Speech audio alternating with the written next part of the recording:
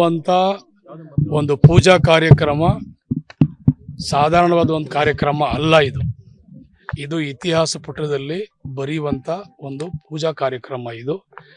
ಇದಕ್ಕೆ ಇದರದೇ ಆದಂಥ ಒಂದು ದೊಡ್ಡ ಬೆಲೆ ಇದೆ, ಒಂದು ಗೌರವ ಇದೆ. ನಾವು ಸಾಕಷ್ಟು ಇದ್ರ ಬಗ್ಗೆ ಚರ್ಚೆ ಮಾಡಬೇಕಾಗ್ತದೆ ಹಿರಿಯರ ಜೊತೆಯಲ್ಲಿ. ಈ ಹಿಂದೆ ಇಲ್ಲಿ ರಾಮನ ಒಂದು ಪಾದದ ಪೂಜೆಯಿಂದ ಪಾದದ ಇದರಿಂದ ನಾವೆಲ್ಲರೂ ಕೂಡ ನಾವು ತಿಳ್ಕೊಳ್ಬೇಕಾಗ್ತದೆ. ಇದಕ್ಕೆ ಪುರಾವೆಗಳು ಯಾವ ರೀತಿ ನಾವು ಇದನ್ನು ಕಾರ್ಯಕ್ರಮವನ್ನು ಪ್ರಾರಂಭ ಮಾಡಬೇಕು. ಇದು ಮಾಮೂಲಿ ರಾಜಕಾರಣದ ಪೂಜೆ ಅಲ್ಲ, ಇದು ರಾಜಕಾರಣದ ಕಾರ್ಯಕ್ರಮ ಅಲ್ಲದು ನಾವು ಮಾಡಿಬಿಡೋಕ್ಕೆ. ಇದೆಲ್ಲ ಧರ್ಮದವರು, ಎಲ್ಲ ಸಂಘಟನೆಗಳು ನಾವೆಲ್ಲರೂ ಕೂಡ ಸೇರಿ ಚರ್ಚೆ ಮಾಡಿ ಈ ಕಾರ್ಯಕ್ರಮವನ್ನು ವಿಧಿ ವಿಧಾನಗಳ ಪ್ರಕಾರವಾಗಿ, ಸಂಪ್ರದಾಯದ ಪ್ರಕಾರವಾಗಿ ನಾವು ಈ ಕಾರ್ಯಕ್ರಮವನ್ನು ಮಾಡಬೇಕಾಗ್ತದೆ. ಈಗ ರಾಮ ಮಂದಿರ ಈಗ ಪೂಜೆ ಮಾಡಿದಾಗೆಲ್ಲ ಬೇಕಾದಷ್ಟು ರೀತಿಯ ಸಿದ್ಧತೆ ಪದ್ಧತಿ ಎಲ್ಲ ಮಾಡಬೇಕಲ್ಲ ಎಲ್ಲನೂ ಕೂಡ. ಹಾಗೆ ಇಲ್ಲೂ ಕೂಡ ಈಗಾಗಲೇ ನಾನು ಮತ್ತು ನಮ್ಮ ನಾಯಕರಾದ ಡಿ ಕೆ ಸುರೇಶ್ ರವರು ಇಲ್ಲೂ ಕೂಡ ಒಂದು ಅದ್ಭುತವಾದಂಥ ಒಂದು ರಾಮನ ದೇವಸ್ಥಾನ, ರಾಮ ಮಂದಿರ ಇಲ್ಲೂ ಕೂಡ ರಾಮನಗರದಲ್ಲಿ ಆಗ್ಬೇಕಂತೇಳಿ ಪ್ರವಾಸೋದ್ಯಮ ಸಚಿವರ ಹತ್ರ ಚರ್ಚೆ ಮಾಡಿದಾಗ ಈ ಬಡ್ಜೆಟ್ನಲ್ಲಿ ಸೇರಿಸ್ಬಿಟ್ಟು ನಾವು ಕೂಡ ಈ ಸೌತ್ನಲ್ಲಿ ಈ ಭಾಗದಲ್ಲೂ ಕೂಡ ಒಂದು ಇತಿಹಾಸ ಉಳ್ಳ ಒಂದು ಮಂದಿರ ಇಲ್ಲಿ ಮಾಡ್ಬೇಕಂತೇಳಿ ಅವರು ಕೂಡ ಒಂದು ತೀರ್ಮಾನ ತಗೊಂಡಿದ್ದಾರೆ. ಚರ್ಚೆಗಳು ನಡೀತಾ ಇದೆ. ಸಾಧಾರಣದ ವಿಷಯ ಅಲ್ಲ. ನಾವು ಸರ್ಕಾರ ಬಂದು ಕೇವಲ 6-7 ತಿಂಗಳಾಗಿದೆ. ನಾವೆಲ್ಲವೂ ಕೂಡ ಅಟ್ ಎ ಟೈಮ್ ಎಲ್ಲರೂ ಕೂಡ ಮಾಡೋಕ್ಕಾಗಲ್ಲ. ಸರ್ಕಾರದ ಮೊದಲನೇ ಕಾರ್ಯಕ್ರಮ ಏನು ಕರ್ತವ್ಯವನ್ನು ಮೊದಲು 5 ಗ್ಯಾರಂಟಿಗಳನ್ನ ಇಂಪ್ಲಿಮೆಂಟ್ ಮಾಡಿ ಜನಕ್ಕೆ ತಲುಪಿಸ್ಬೇಕಾಗಿತ್ತು, ತಲುಪಿಸಿದ್ದೀವಿ.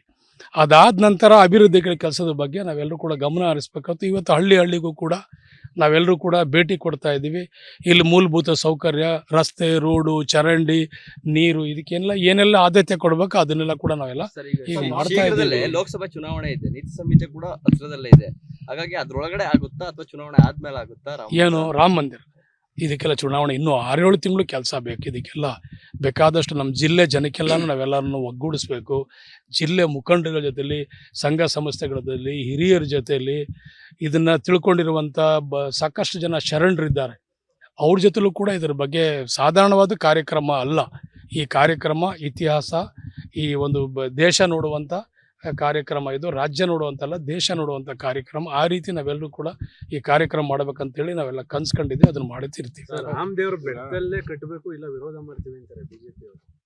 ರಾಮದೇವ್ರ ಬೆಟ್ಟದಲ್ಲಿ ರಾಮ ಮಂದಿರ ಅಲ್ಲೇ ಕಟ್ತೀವಿ. ರಾಮ ಮಂದಿರ ಅಲ್ಲೇ ಕಟ್ತೀವಿ. ರಾಮನ ಪಾದ ಎಲ್ಲಿದೆ ಅಲ್ಲೇ ಪೂಜೆ ಮಾಡ್ತೀವಿ. ಅಲ್ಲೇ ಅವ್ರ ನೆಲೆ ಎಲ್ಲಿದೆ, ಅವ್ರ ನೆಲೆ ಎಲ್ಲಿ ಬಂದು ಉಳ್ಕೊಂಡಿದ್ರು ಅಲ್ಲೇ ಅದಕ್ಕೆ ಆದ್ಯತೆ ಕೊಟ್ಟು ಅಲ್ಲೇ ನಾವು ಮಾಡ್ತೀವಿ. ರಾಜಕೀಯ ಲಾಭಕ್ಕೋಸ್ಕರ ರಾಮ ಮಂದಿರನ ತರಾತುರಿಯಲ್ಲಿ ಉದ್ಘಾಟನೆ ಮಾಡುವಂತ ಕಾಂಗ್ರೆಸ್ ನಾನಲ್ಲ, ಅನೇಕ ಜನರು ಶರಣರುಗಳು, ಅನೇಕ ಜನ ತಿಳ್ಕೊಂಡಿರುವಂಥ ಜ್ಞಾನಿಗಳೆಲ್ಲ ಹೇಳ್ತಾ ಇದ್ದಾರೆ. ದೇವಸ್ಥಾನ ಅದು ಈ ರೀತಿ ಕಾಮಗಾರಿ ಪೂರ್ತಿ ಆಗದೆ ಈ ರೀತಿ ಪೂಜಾ ಸಮಾರಂಭ ಮಾಡಬೇಡ್ದು, ಕಾರ್ಯಕ್ರಮ ಮಾಡಬೇಡ್ದು ಅಂತೇಳಿ ಈಗಾಗಲೇ ಅವರೇ ಮಾತಾಡ್ತಾ ಇದ್ದಾರೆ. ನಮಗೇನು ರಾಮ ಮಂದಿರ ಆಗ್ಬೇಕಂತ ನಾವೆಲ್ಲೂ ಕೂಡ ಸ್ವಾಗತಿಸ್ತೀವಿ, ಗೌರವಿಸಿ ರಾಮ ಮಂದಿರ ಆಗಿದೆ ಅಷ್ಟೇ ನಮ್ಗೆ ಗೊತ್ತಿರೋದು.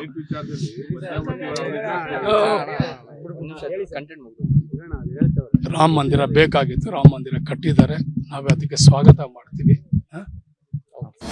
ಅನುಕ್ಷಣದ ಸುದ್ದಿಗಳಿಗಾಗಿ ವಿಸ್ತಾರ ನ್ಯೂಸ್ ಯೂಟ್ಯೂಬ್ ಚಾನೆಲ್ ಸಬ್ಸ್ಕ್ರೈಬ್ ಮಾಡಿ. ಹೊಸ ಸುದ್ದಿಗಳ ನೋಟಿಫಿಕೇಶನ್ಗಾಗಿ ಬೆಲ್ ಐಕಾನ್ ಕ್ಲಿಕ್ ಮಾಡಿ. ಲೇಟೆಸ್ಟ್ ಅಪ್ಡೇಟ್ಸ್ಗಾಗಿ www.vistaranews.com ವೆಬ್ಸೈಟ್ಗೆ ವಿಸಿಟ್ ಮಾಡಿ. ಅಂಗೈಯಲ್ಲೇ ಜಗತ್ತಿನ ಸುದ್ದಿ ತಿಳಿಯಲು ವಿಸ್ತಾರ ನ್ಯೂಸ್ ಕನ್ನಡ ಆಪ್ ಡೌನ್ಲೋಡ್ ಮಾಡಿ.